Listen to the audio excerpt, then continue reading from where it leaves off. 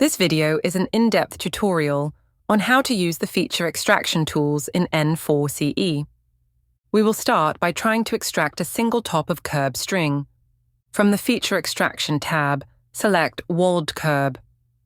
Once selected, the presets for the tool are displayed down the right side of the screen.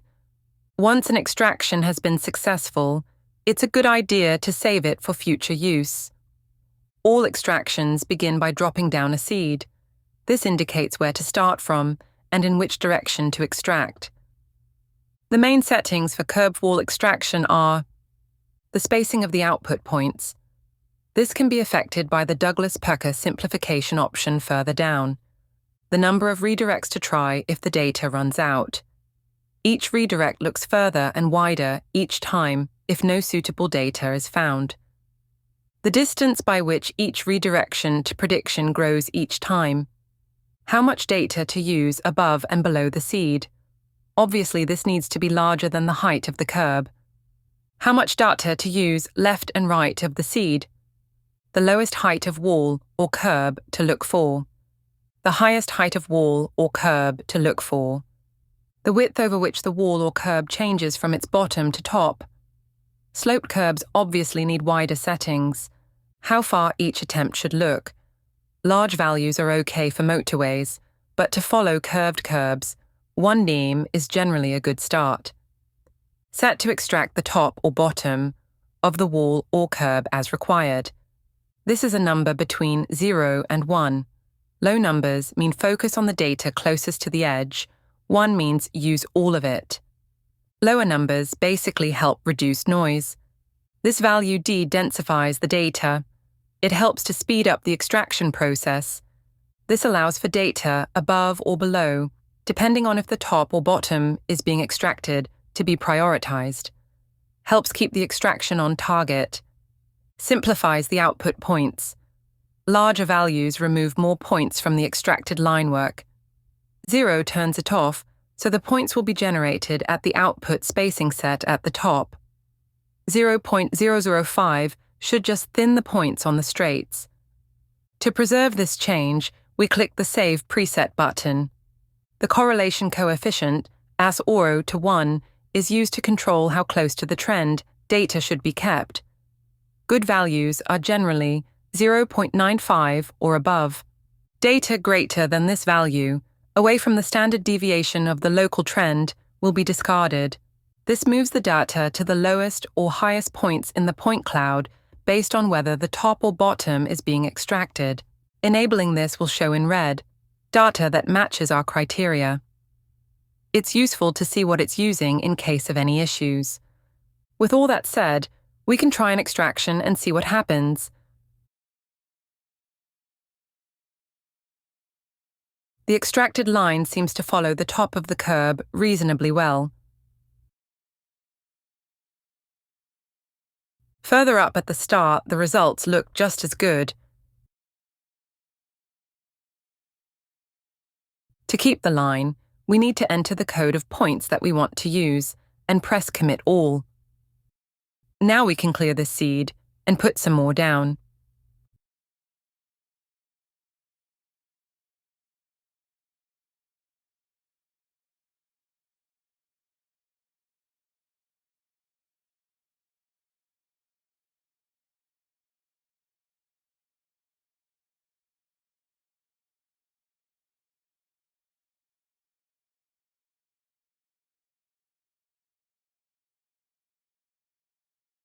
Press Extract to see how they perform.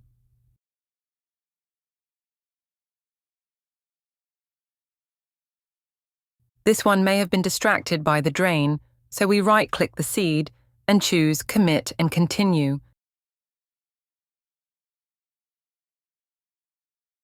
We can now right-click it again to reposition it and rotate it back on course.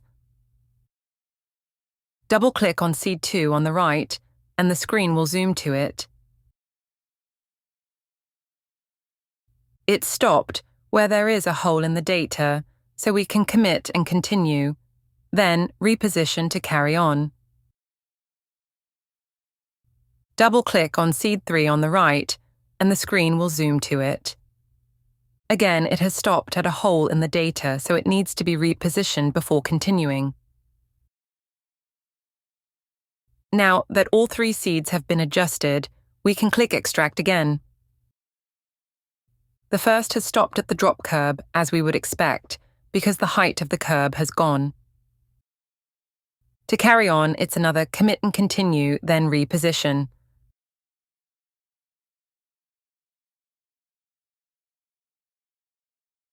Seed 2 has reached the end of the data, so it can be committed and removed. Same goes for Seed 3.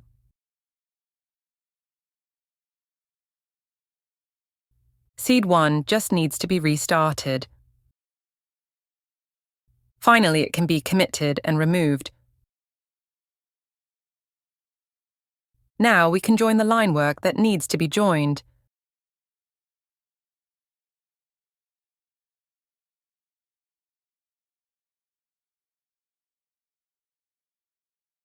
Delete any outliner points that are not needed.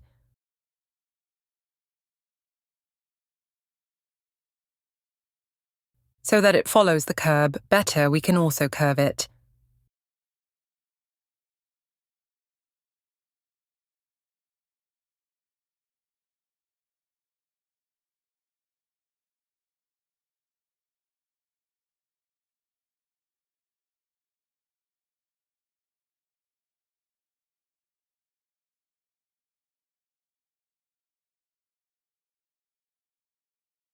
To get this channel, we will parallel off the curb 15 mm, but set the height to come from the lowest level in the point cloud. The maximum delta Z difference value is need to stop any spurious data above or below the channel, giving the new points an invalid level.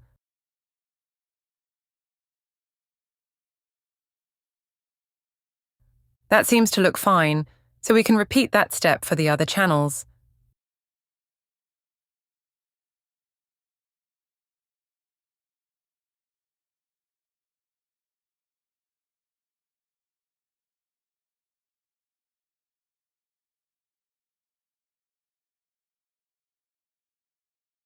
This curb was obscured from the scanning head, but we could parallel it off the one we have to generate it.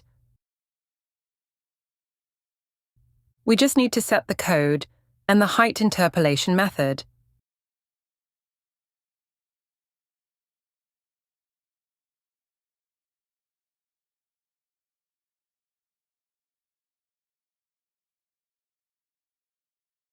Right-click to cancel the parallel tool and inspect the results.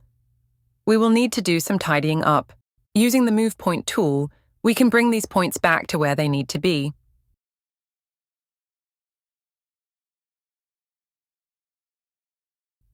We also need to parallel over the missing curb here too.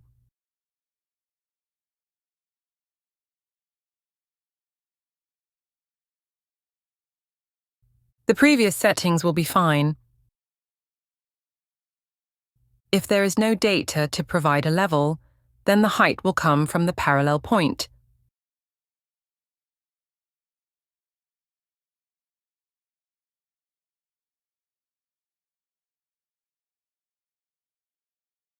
Now we can generate the channel by offsetting the curb slightly and deriving the levels from the point cloud.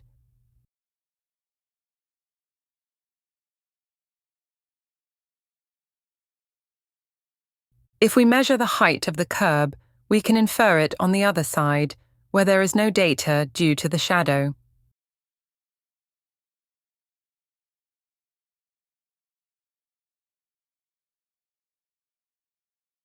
Now we know the height difference, we can generate the hidden channel by paralleling over and down a fixed amount.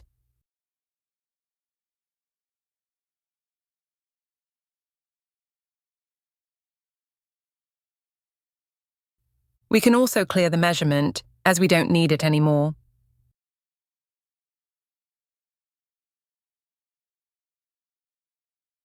We'll leave the curbs for now, cancel the curb extraction tool, and look instead at the center lines in the road.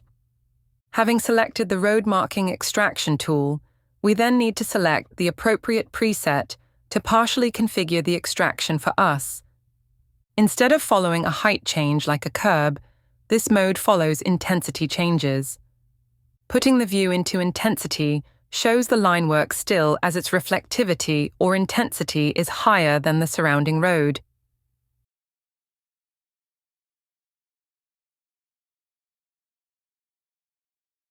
Using the button provided we can now identify the intensity it needs to follow.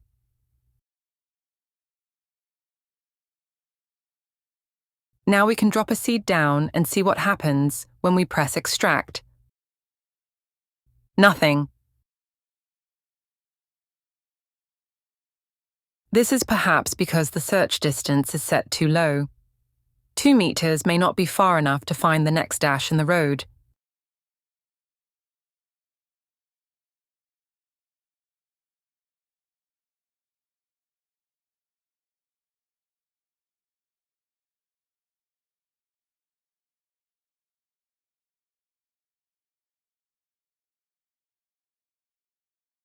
Seven meters should be enough to be safe.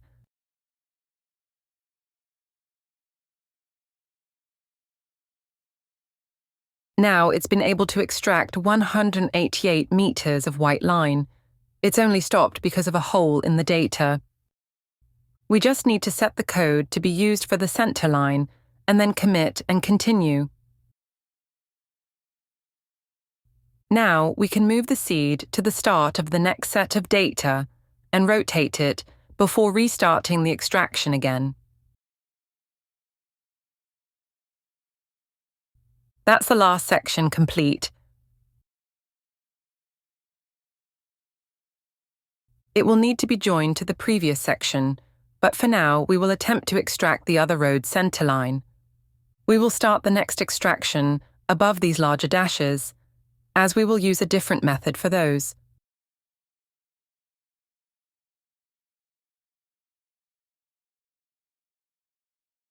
So, it's worked, but seems to have got lost.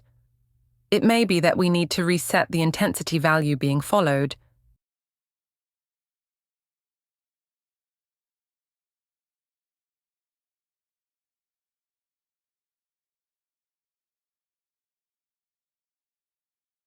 It's got further, but the bend in the road has caused it to go off track. Maybe widening the extraction will allow it to find the data it needs.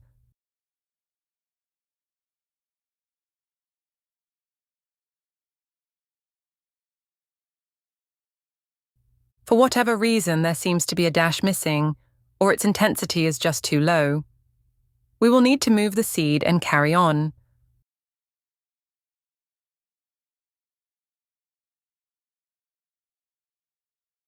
That's gotten us to the end. Now we need to go back and join the line work up.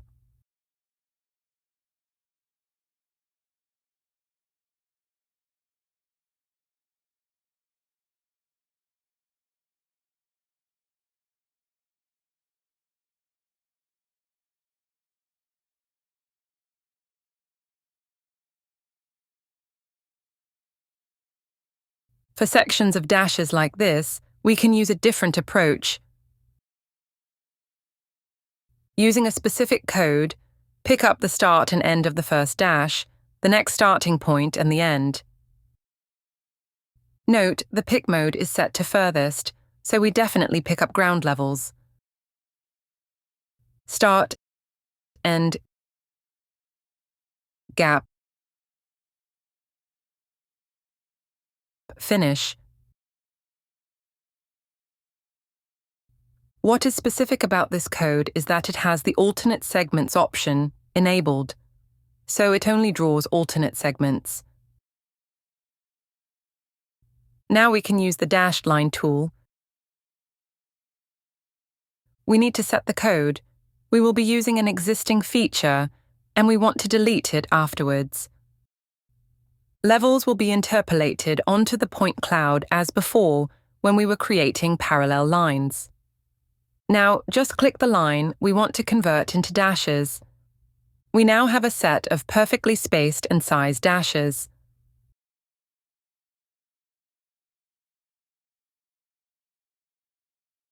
The final extractions we will try are a few walls, barriers, and fences, all at the same time. Having restarted the wall curb extraction tool, we choose an appropriate preset already configured to do this for us. The main differences to the curb settings is the vertical slice of data being sampled, plus the max and min heights that define the height range of the object to be extracted. As before, we start by placing the starting seeds.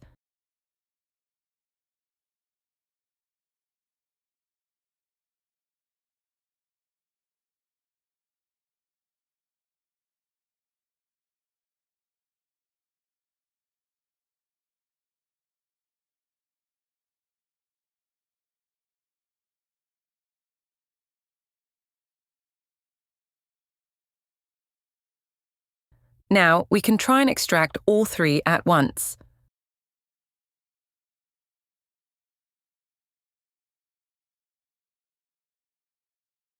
The wall seems to be good, apart from where the hole has thrown it off, and it's taken a few steps to find the base of the wall again.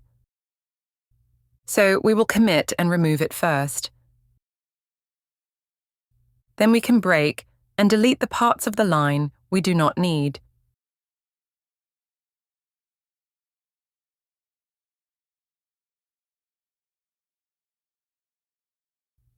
Just to make the end correct for levels, we will drop the entire feature to the lowest levels in the local point cloud.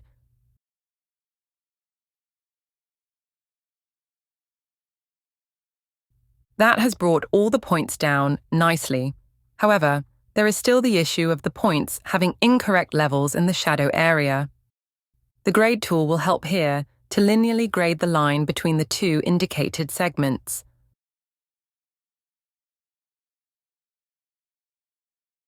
With that sorted, we can look at the other two extractions.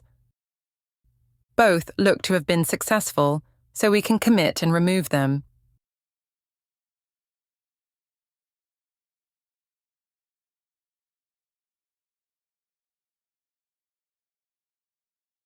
Now, the end of the barrier needs to be tidied up.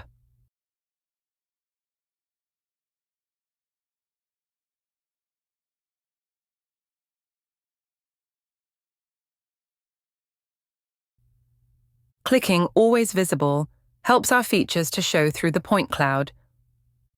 The line simplification, which is part of the feature extraction, has removed all the points on this straight section of wall.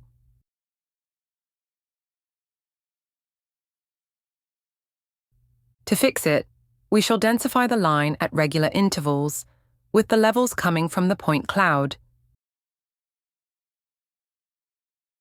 Then click the feature that needs densifying. Turning the point cloud off allows us to see the new points more clearly. The second part of this video will demonstrate some additional tips for digitizing dashed road markings. Putting the view into intensity mode allows us to see these markings more clearly. So that we can use the dashed line tool later, we need to digitize the start, end, gap, and last point for each of these dashed lines.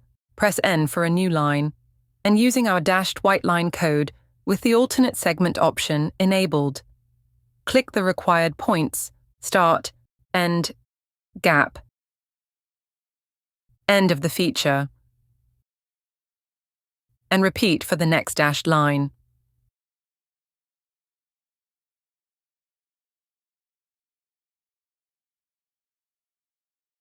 We will make the third line a different way. The dashed line tool can now be used with its previous settings. Back in the 3D view, we will parallel the second line over keeping the levels the same to make the third, and delete the last 2 points.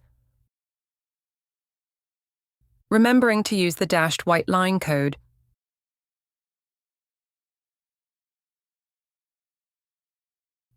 Finally, we can just delete the last 2 points.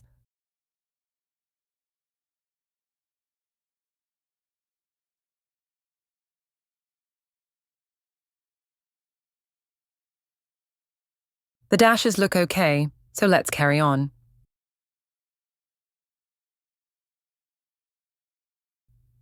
A similar approach can be used for this central area of hatching. Digitize one side and then the other. We will duplicate the point at the tip before we generate the dashes. Press N for New.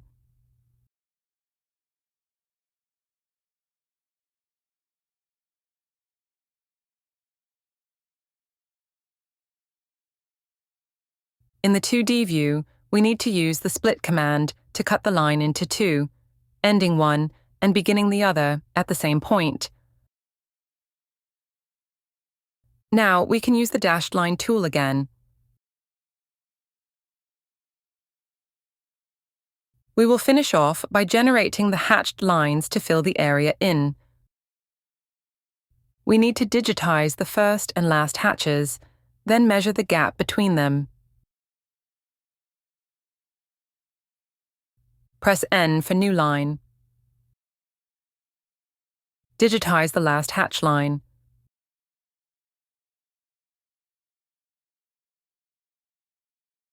Measure the distance between them.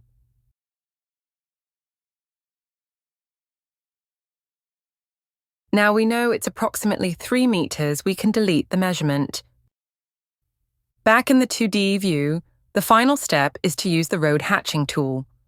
Indicate both the edge lines, then the first and last hatch line.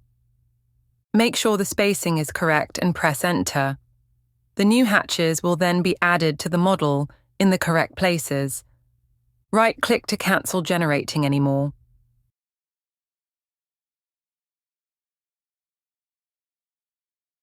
We will complete this exercise by digitizing these zigzag lines, starting in the same way as for the dashes tool.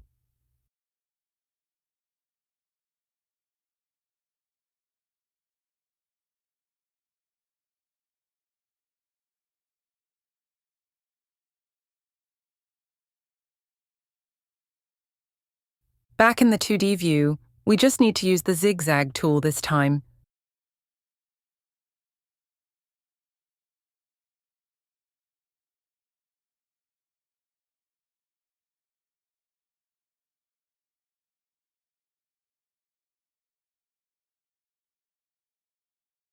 Thank you for watching. That completes this demonstration.